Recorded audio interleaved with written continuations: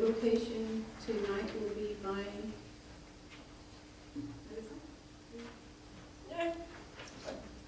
Ms. Castillo. Thank you. Thanks for offering to do it.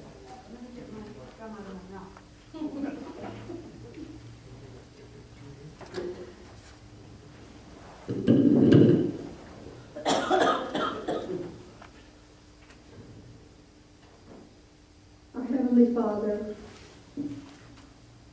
we ask you for all of the blessings for tonight, for the folks who will be making decisions, guide them in the right direction, for the benefit of all of our citizens. We ask that you are with us, all of us who are here tonight, and those who are on the way, or those who may be coming to this meeting.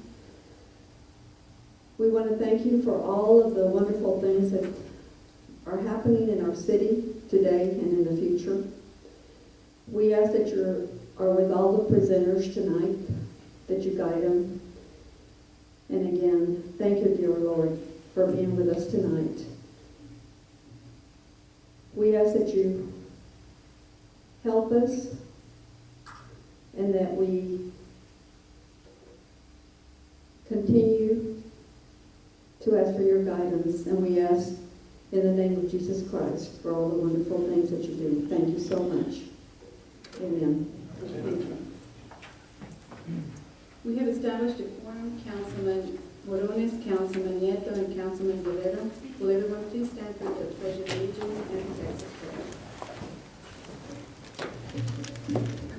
To the flag of the United States of America and to the republic for which it stands, one nation, under God, indivisible, with liberty and justice for all. Honor the Texas flag. I pledge allegiance to thee, Texas, one state, under God, one and indivisible.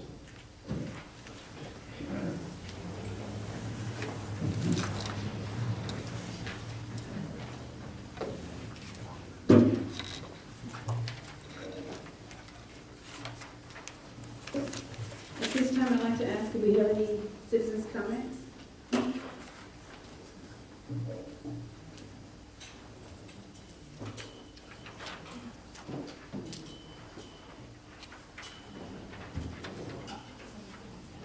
Okay, since we have none, I have some. First, I would like to address this to Mr. Gibbs. Mr. Gibbs, last week, after the meeting had ended, you made a comment to a few of us. Do you remember that? Ma'am, I am not on the agenda, so I don't have to speak, This is citizens' comments. regardless. Okay. Well, I will state what was said. You said to a couple of us that make sure that we read Proverbs 25:11 before we went to bed that night. So I ask all of y'all when you go home to please read that and try to make your own judgment as to what that comment meant. Then I'm going to state publicly that I'm tired of people spreading false information all over town and on the blogs. Let me remind you, all of you, that the doors of City Hall are always open for anyone to come in and ask a question. I assure you that you will get your answer. We are all available, including our councilman and myself. I encourage everyone to work together to move our city forward because whether we like it or not, we are growing. New people are moving into our city and county, and we need to welcome them. These people are buying our groceries, eating at our restaurants, buying gas, etc. Try being nice and helpful. They don't know about our city. Recommend a place to eat, tell them where the library is, etc. I can't tell you how many times the people come in and they get misdirected, or they say, well, it's over there. Well, you know, they don't know what over there means. It doesn't take us a minute to take time to just walk out where from our job or whatever and point out. This includes our city employees as well. Set the example. Be compassionate. Volunteer from the heart, not because you're being asked. Instead of being so negative, become positive. Come to meetings. Join a board. Do your part and stop hiding behind some false names on the blogs. What are you afraid of? I personally have nothing to hide, and I know our staff feels the same. When was the last time you reached out to your neighbor and helped them? Maybe with yard work, or you see that they're senior citizens and you know they can't afford to have the branches picked up. A lot of our citizens are in fixed incomes and can't afford gardeners and have their branches hauled off. Maybe they need painting on their house or a handicap ramp put in their home. To the businesses, how many of you know about your neighbors to your left and to your right? How many of you actually take time to find out about them? And to our councilmen, I would like to remind them that we were all elected to serve our citizens and to make the right decisions for them. So try to get along. We have a lot to get done, and it takes all of us. And to the city staff, work together to help accomplish the goals.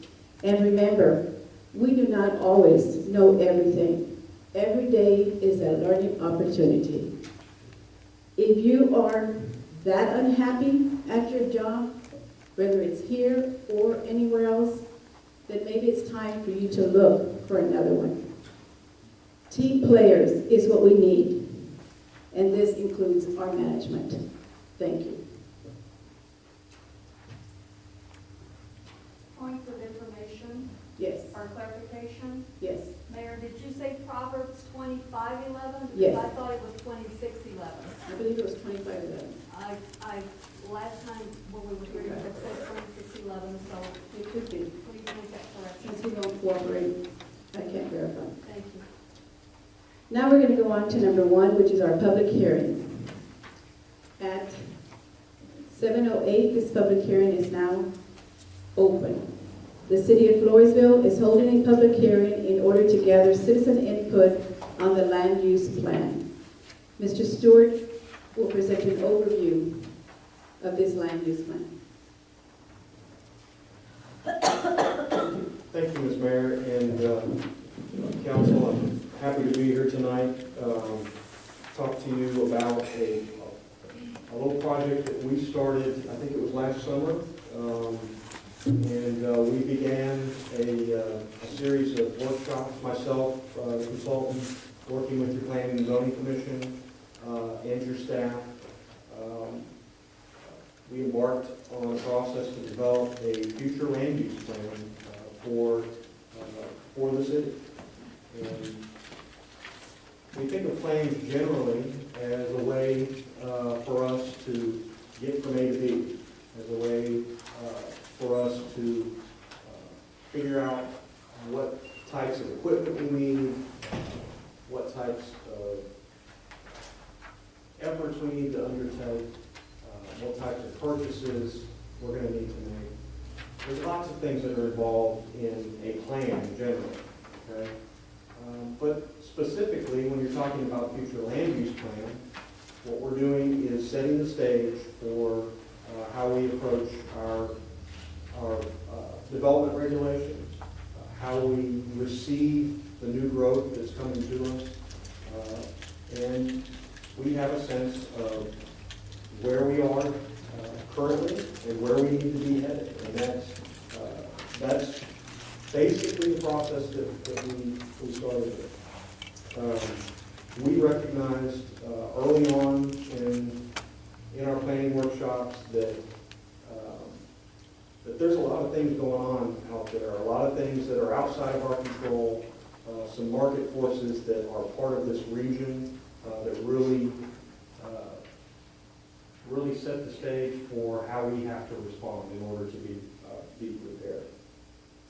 So we created We started off by discussing some of the issues and concerns, some of the things that we liked that we were seeing, some of the opportunities that we saw created, and then some of the negative effects, some of the things that affected our community not as positive. I worked with the committee. We kind of worked in two different ways. We talked about ideas and concepts and words that describe the place that we want Floresville to become. We worked on creating a vision statement, which you'll see right at the beginning of this plan. The vision statement is there to kind of be that touchstone, that cornerstone that we can go back to as we're further into our processes for handling development. But through all those discussions and working with a map in front of us, an aerial map, and with a scale out so we could check distances, we talked about what we thought was the most likely pattern for development. We looked at the area beyond just our city limits and into our extraterritorial jurisdiction, into our ETJ, and we even looked a bit beyond that because we are expecting that over the next 10 years that area will grow and our city limits will expand. Our ETJ will expand as our city limits expand. So we said, you know, we're not just what's inside the city limits of Floresville at this time. But in that process, we developed a 14-point set of guiding policies. And this is really kind of more of a story that I felt like when you tell it in this order, it really explains in words where we're at and where we want to be. These policies translate into this map over here. Let me turn it just a little bit so that everybody can see it okay. I hope I don't knock it over in the process. That's the big copy, and we should all have a, if you got one when you came in the door, you should have a smaller version of what this map looks like. Okay. So let's talk about these policies. The first one, growth should be orderly and enduring, and at a fundamental level, alongside the immediate short-term benefits, the community recognizes the long-term impact of the Eagle Ford phenomenon, its opportunities and threats to the ultimate development of the community and its quality of life. That's where we are today. I think so. We then go on to recognize the long-term economic potential of the 181 corridor. And these things they may be obvious, but they're obvious, and we need to recognize them and build upon them. Congestion around 181 and 97 at that intersection. We recognize that over the long term, that's going to it's going to have a negative effect on the quality of life if we don't have a plan for managing that. One of the things we did is go back and look at the original town layout, and we saw that there's a grid pattern that the original fathers of Floresville set forth and established a grid. That was a common way to lay out a city. And in fact, we see potential to continue essentially continue a grid pattern as part of the city's future road plan. That strategy, keeping a grid pattern over time, is going to help distribute the traffic that we're going to see, the increased traffic that we're going to see over the next 10 years. So that as a policy, as a guiding principle in how we evaluate land use proposals, zoning proposals, subdivision proposals, as those things come forward, those are things that are going to be important. We recognize the school campuses as center points in the community. Those are centers of activities. That's our youth. the hope for our future. And if you guys love your kids as much as I love mine, I know that what happens at the schools and making sure that they're safe and easily accessible is critical, and that's why that has a part in this plan. We talked about the density of housing. We talked about housing options. We know that fundamentally there's a shortage of available housing in the city, in the surrounding area, in the region. It's hard to find reasonably priced housing anywhere you go. And the other thing that we know is that we have changing demographics. We have a baby boom generation that's aging and is going to need more options for housing. And so what we wanted to do with this plan was encourage a distribution of different types of housing, of different densities. Not necessarily all, not necessarily all giant apartment complexes here or there, but maybe options for townhomes, options for garden homes, options for condominiums, options for apartments, as well as traditional single family and large lot single family development. Options.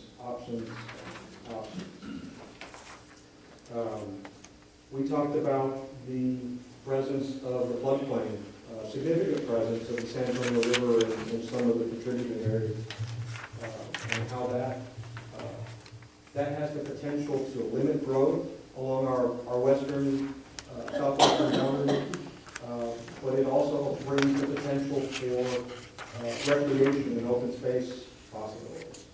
And so we've accounted for that in our land use plan.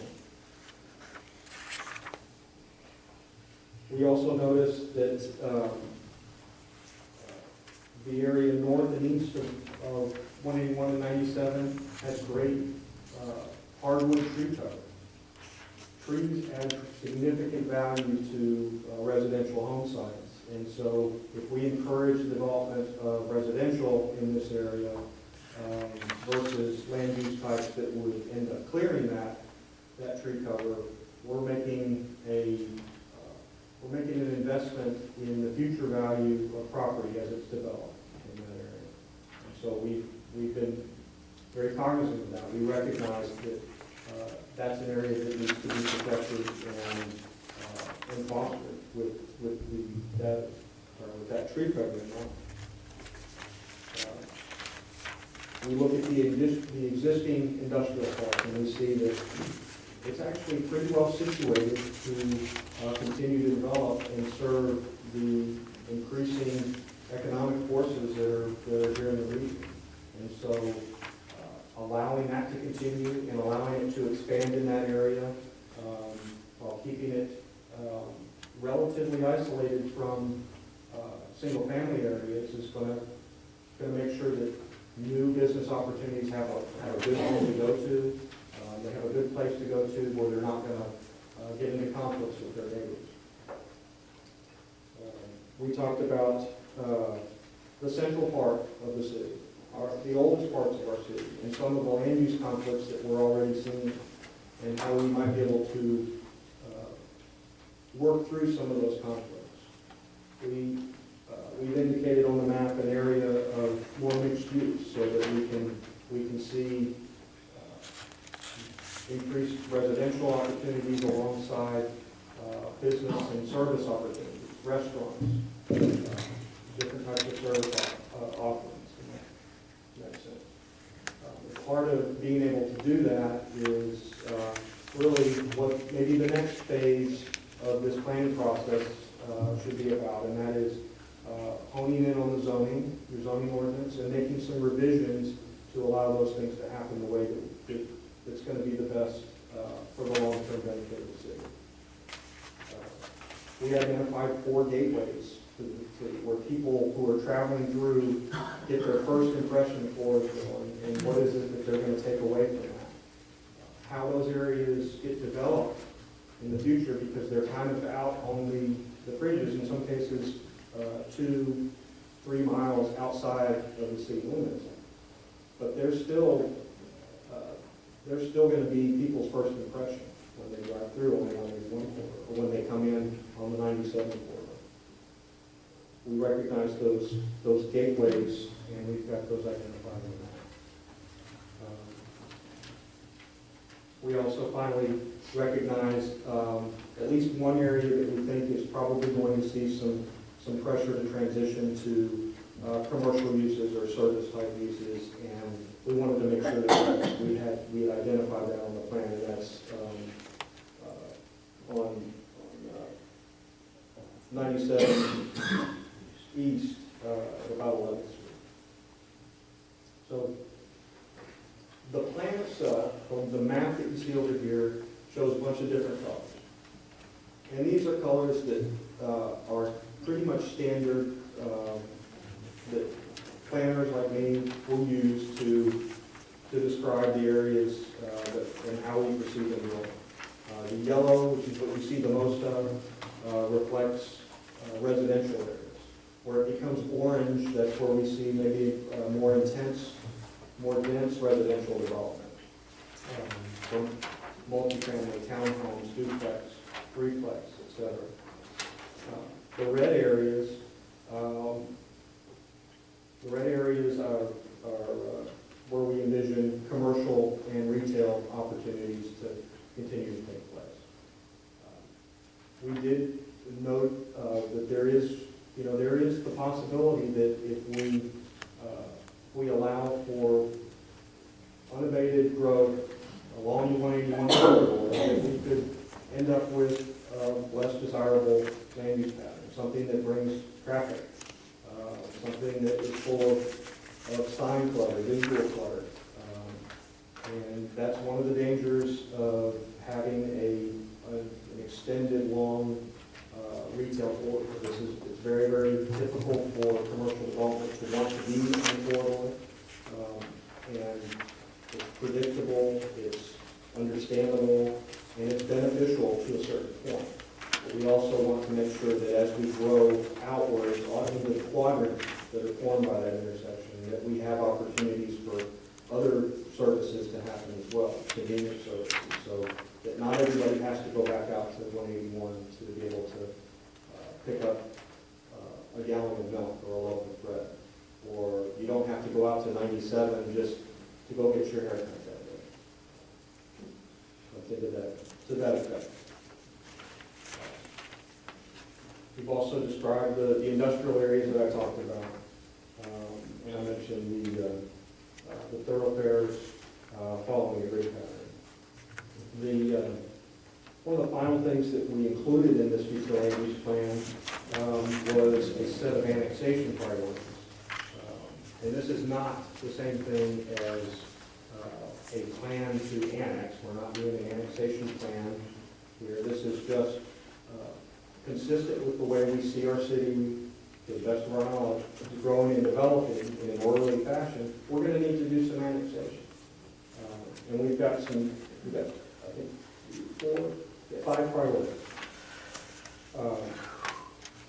The first priority is to get to the intersection of 181 and Business 181 on the northwest side. That's us going out, advancing out to be able to meet the growth where it's coming. It's also advancing out towards San Antonio. That makes sense economically for us to do that and capture that intersection. It's also an important gateway right there. So we want to have some control over what types of uses locate there, and maybe even how they look and how they contribute to the image of the city. The second priority is to our southwest. Go ahead and pick up where the park is and the civic center is, and make sure that we can lock in that corridor towards the river. Third priority that I'm recommending is along 181 to the south, where we go out to about the FM 537 intersection. Again, that's going to take us to another gateway, another important entry point to the city, and also pick up where the economic activity seems to be happening right now. Fourth is 97 to the east.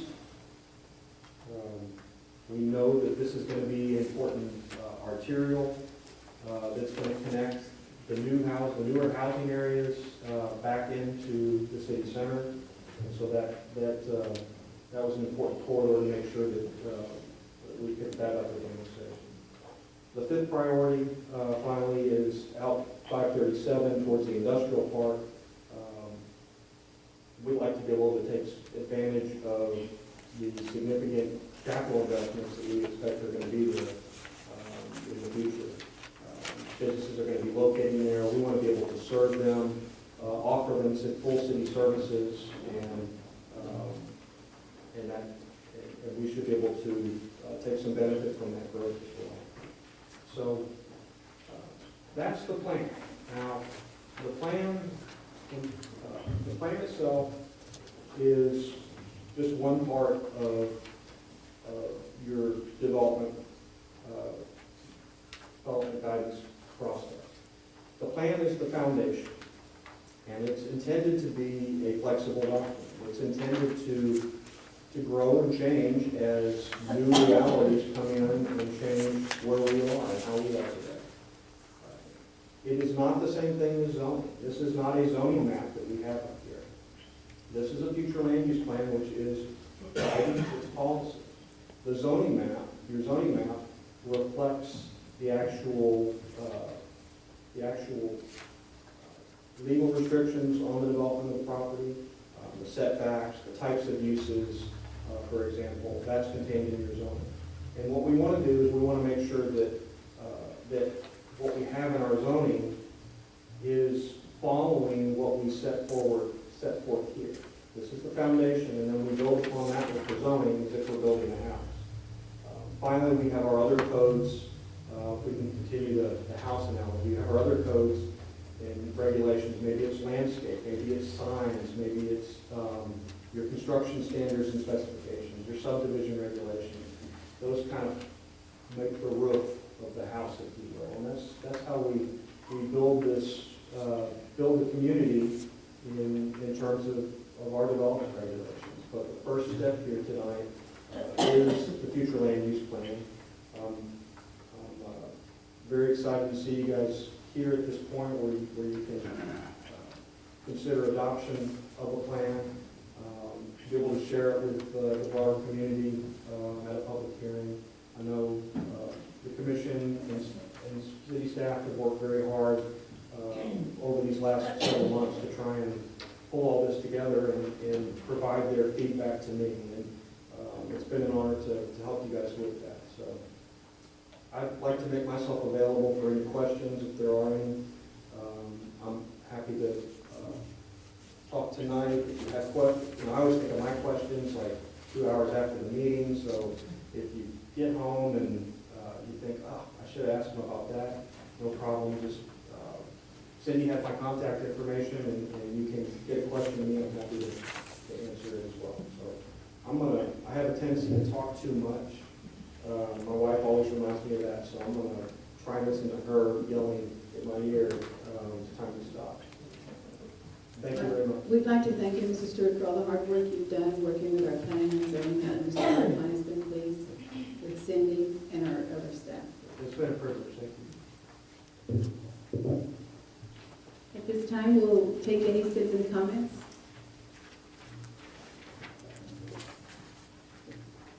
Mr. Hartline, you want to say anything now? Yeah, I think I would. I just want. I'd like to personally thank my committee that worked on this. Ray Lameth, Teddy Harley, Chris Talamontes, and Jim Law. We all did a lot of hard work on this. I just think it's crucial for everybody to understand that if we do not have a growth plan, you will have urban sprawl, which is what we've got now. You'll have a brand new Walmart and then you'll have a trailer park next to it. You've got to have a plan. And this doesn't, I want to make sure, because Chris did say this, but this is not a zoning plan. This is the very, very first baby step of what we're going to do over the next 20 or 30 years. You've got to have a plan. And I would urge the council to accept this plan, and then we start the work. Then we've got to start on all the zoning changes. Really, this is just the very first step. So, thank you.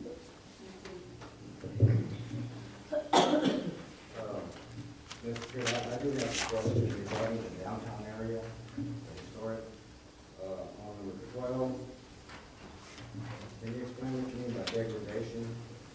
And moving away from the pyramid or cumulative zoning? Okay. What I mean by degradation is that we end up with land uses there that don't take full advantage of the fact that they're in a great historic place. They're maybe more temporary in nature and maybe don't fit the scale and character of the place that they're in. That's what I mean by degradation. And what I mean by what pyramid and cumulative zoning is kind of the way your current ordinance is set up right now. It was a common approach back in, since the beginning of zoning back in late 1920s, early 30s. But what it means is that if you can do something in one district, then you can also do everything that was in the lower district below it.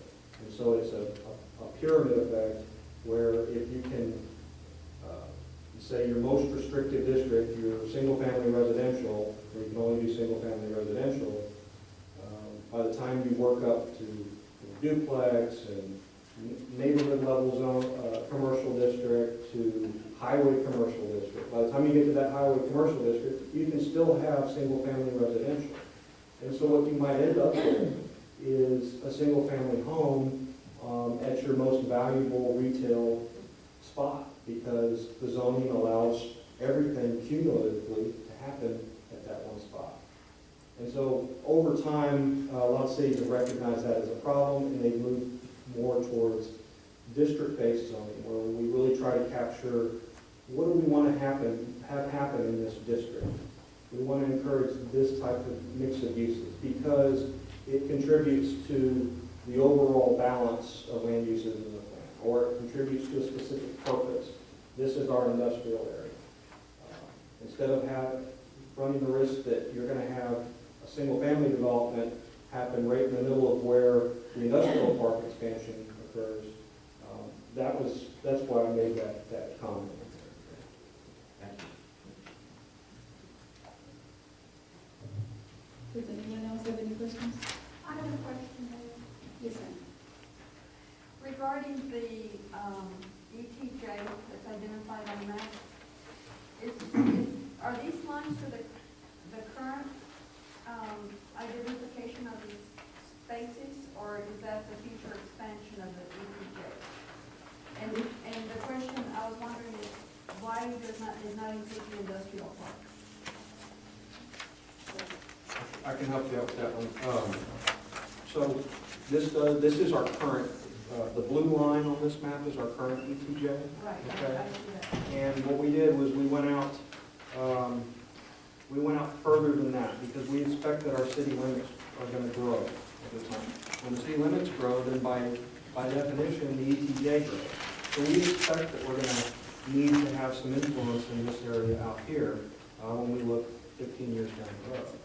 So that's why it includes inside the red dash line, it does include the industrial park. So you're saying the city limits expands, So does the they will ETJ. automatically expand? Yes. Okay, Okay, anyone else? Then at this time, I'd like to close the public hearing at 7:35. Now we're going to go on to item 2, old business, to consideration and action to approve meeting corrected minutes for January 23rd, 2014.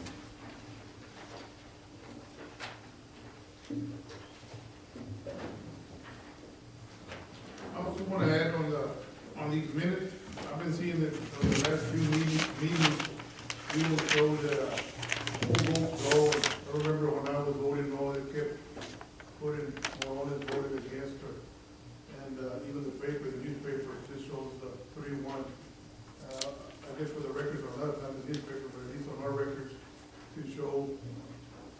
how we voted, like on the two minutes that I have, it says 3-1 on the, I guess it's F, where it says 3-1.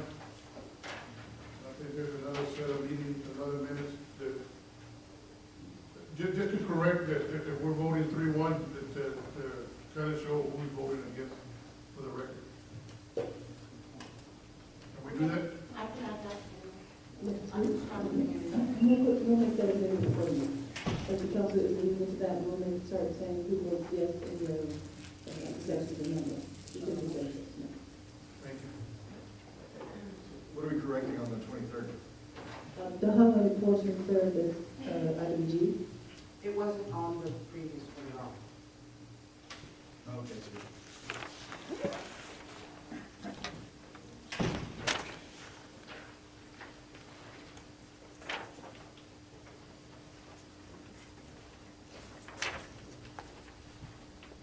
Okay, with that, can I get a motion?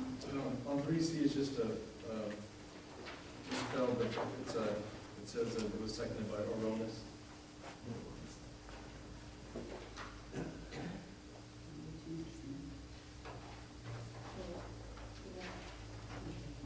We'll do it. Kicked off the council. Thank you. And also on the F, we just can correct that one too, or add F, it says 3-1 for motion by Morales to approve the second, and against the motion carried 3-1. I don't know who that was. Voted against.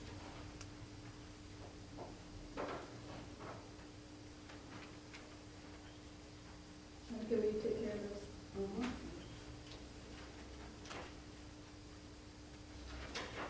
That will be the motion to accept the minutes for the Okay, I have a motion by Councilman Malonis to accept the changes stated. Do I have a second? Second by Councilman Guerrero. All in favor? Aye. Motion carries 3-0. Now on to item 2B, consideration and action to approve meeting minutes for February 13th, 2014.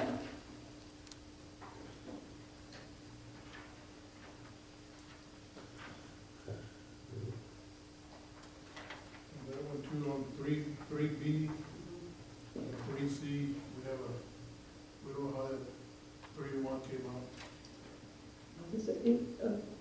Mayor, you're being picked up very well on the recorder, but gentlemen, if you could speak into the microphone, because we want to make sure that we can hear you. It's hard on the tape. Thank you. Yes, it's 3, is it on? What do you think? You're not on. Yes, 3C and 3B. Where it's 3-1. I'd like to see the changes on who voted against. You lost your audio. Yeah, we will, we'll make that amendment and indicate that in the next window. It's going to be very important to them, and then, this is not the person that we can make sure that we know which one that we know, we can get on the recording. Because we can hear you very, very well, but sometimes it's hard to get it on the recording when we listen. Well, that voting over there, I think I can recall who it was, but I mean, it sits right next to you, so, you know. But anyway, Thank you. Thank you. Fisher Price. Okay, so we will make sure that we indicate test, that. test, test. As is. I'm messing with Mario, I'm trying to. So we'll make sure that we indicate that. If you approve it tonight, She's got the gavel, I got the button right. No, it's always on, so that's why I'm trying to, maybe they want my office or something. we'll make sure that, so we should show the result. If you approve the The next. mayor might have to. We'll make the adjustment. If you keep holding that button. Yes, I will make. Thank you. Okay, with that, can I get a motion? I make a motion to approve the meeting minutes from February 13, 2014. Okay, with the motion, Councilman Nichols, may I have a second? I second. Second by Councilman Malonis. I second. All in favor? Aye. All opposed? Motion I didn't say aye. I loud enough. Motion carries 3-0. Okay, now we're going to go on to item 3, presentation and discussion. We're going to start with none other than our favorite, Laura, with our financial update for December 2013, revenue and expense fund balances and sales tax report.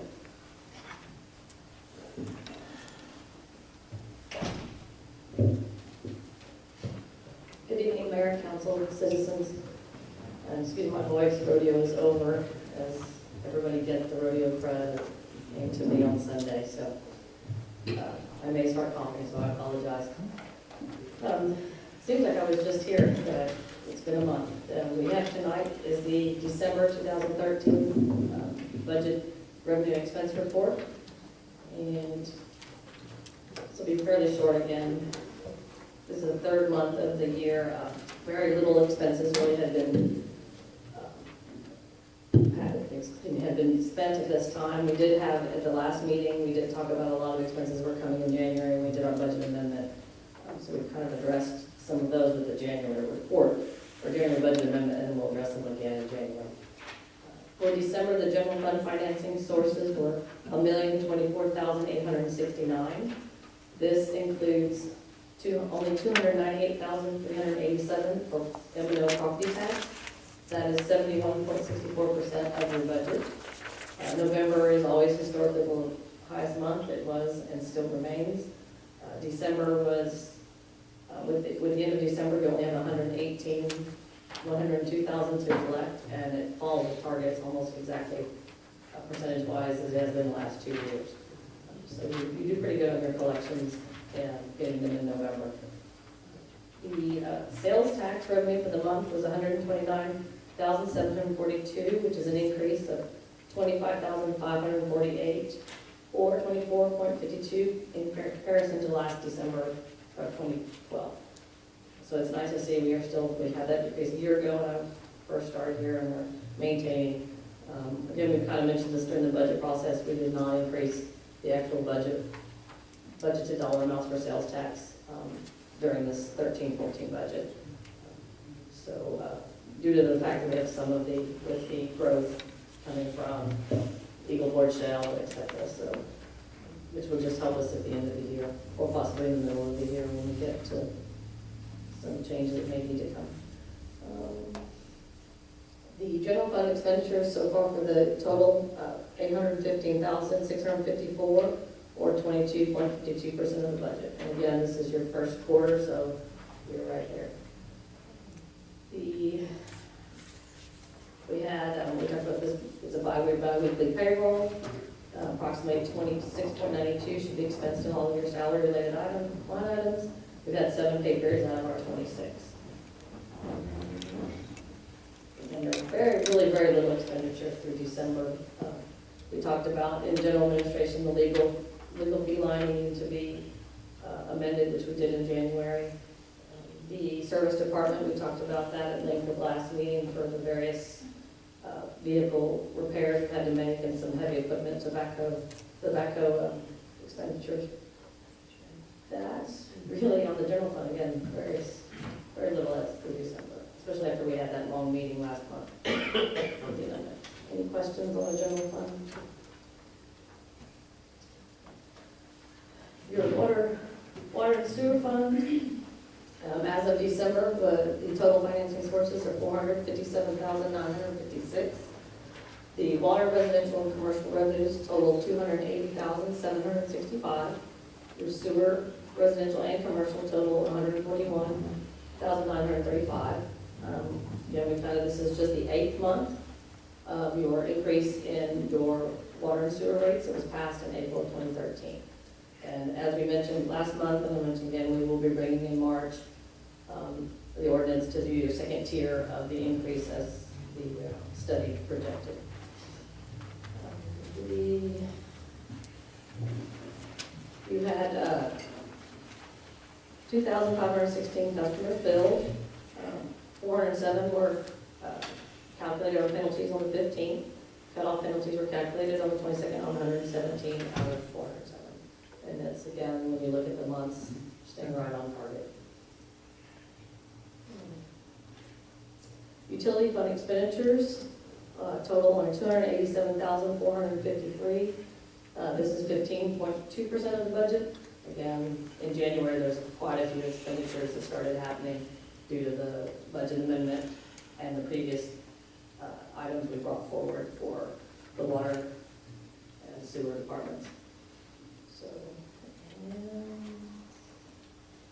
and you'll see in your wastewater department, the lift station line item, has exceeded expenditures with this report, but again, we addressed it in January with the budget amendment, because that was for the repairs that we couldn't start till after October 1st, that were previously budgeted in the prior year. So, pretty simple for December. Any questions? So, I addressed a lot of this in I'm January. going to need to ask this now, I almost forget to ask it. What happens to the balances of people who get disconnected? Do we write those off? No, we don't do, we do at the end of the year, we do an accounting entry for write-offs, but we don't actually write them off of the system. So they remain out there. If someone was to come in and they look at that account, or their name, it's still gonna follow that person. And is that write-off require council approval, or No, because again, we're not writing them off of the system. so they stay? We can start doing that, we could, I think we need to consider, we talked about this quite a while back, looking at some collection companies to help collect. The company that's starting the court collections, they have a branch that can do that. I'm asking because it helps to do it. Yeah, we don't do that type of, you can, but it's not required. Ms. Blackman, Yeah, in the general fund balance, does that include the hotel motel tax? No, sir. Hotel motel is its own separate fund, as is required. So it's actually, it's in the report, I don't give a report on it. The actual, and we can give you that really quick.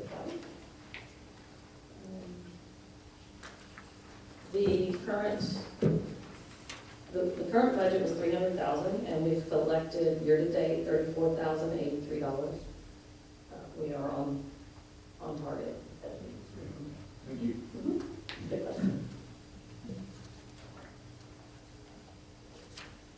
Any other questions on the budget or department? And I can, yeah, those are some of the, kind of been learning that as we've gone through this year with me and new council and staff, but we have, I'll just kind of reiterate it, we have the general fund, we have the debt service fund, hotel motel tax fund, we have our street maintenance tax fund, that's the portion of sales tax that goes for street repairs.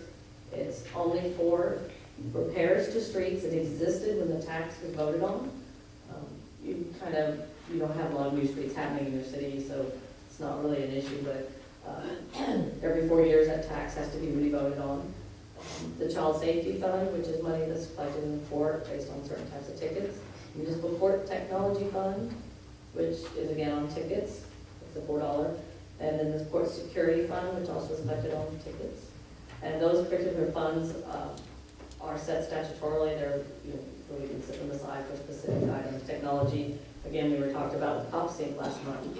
Spend a little bit of that money for possibly the cop sync. State forfeiture, which is the money the police bring in. Recreational fee fund, that's another fund. That's the parks, in conjunction with your parks board and the city, the way the ordinance reads, we post $1 on the bills. That money is going, right now, there's not ever been any money spent from that fund yet, and once that parks board starts doing more, they'll bring to council with some recommendations, and jointly, you'll decide how to spend that money. It's mostly the way the ordinance reads is for park improvements, trails, that type of. What's that about? Right now, that actually has about $60,000 in it. So, and that's again a separate fund. It's kept separate. Capital project fund, which is we talked about. We'll be talking about that for the next meeting. Utility fund, your refuse fund. Refuse is just your trash. It's just a way to keep track of the money coming in and then the money you pay out to the provider. And some cities actually have it in your general fund as 2 line items. It does not have to be separate. Your cemetery fund, and then your 4A, 4B. Those are all your different fund has about $50,000. Can that money be used to pave the roads in there? For what? To pave the roads in there? That was talked about during the budget process, but it was not approved. We did not move forward on it. How much did that cost us, John? I did some measurements and everything, last year with Rudy. And I have that at the office and I can get that to you tomorrow, so you can see it and give it to Monica. To get an idea? Ma'am, not really, because all the roads are different, the way we're doing it. No, I know, but I just want to get an idea. Tomorrow Yes, time. Yes, it's kind of hard to tell, man. The water lines were also included in that, we had talked about it, I don't know. Yeah, nothing was approved. Nothing was approved. Nothing, the Talked council about did not, streets yes. and the water During lines. the budget process, they said no, we want. I'm interested in about this next thing. Yes, or even, we could even do it sooner, it doesn't have to wait for the budget. Well, what happens with the budget when, an employee transfers from, say, the water or the sewer to the streets? What happens there? Where's the adjustment? Well, if you're going across funds, we have to stop and think about that. If they're not, which was, when we did the budget amendment, and water and sewer employees are paid out of a different fund, streets are paid out of the general fund, so if there's not a vacancy, then we wouldn't have the money to do that. What does it require, budget amendment or Well, something? there's not money in the general fund to pay for that. Okay, let's pretend we have to, is that what the process is, or? Well, not if we had that budgeted, or if that position was budgeted, it wouldn't have to be a budget amendment, but. But if you have the budget set, Can't hear the mayor. No. you have the budget set. Oh, I'm sorry. Then Mike does. Thank you. Yeah, John, you turn it on. No, how much money is there in the street department?